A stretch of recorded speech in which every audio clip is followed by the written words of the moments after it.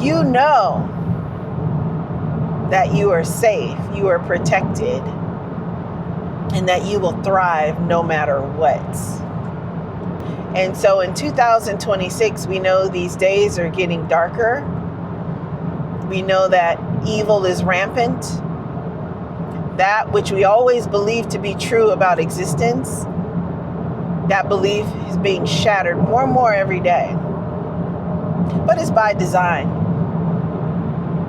Because Yah said in his word that he's coming to take back that which is his. This story ends with the New Jerusalem.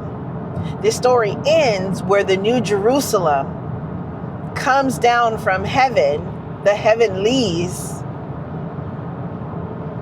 and melds on this rock we call earth. So the New Jerusalem is coming down to meet this rock. And it's going to envelop this rock that we call earth. And what a glorious time and a glorious day that it will be, because that, the New Jerusalem on this earth, is our eternal home. So if any part of this resonated with you, consider leaving a comment, giving a like. Tell me who you are, where you are in your spiritual journey. Love and blessings. Bye-bye.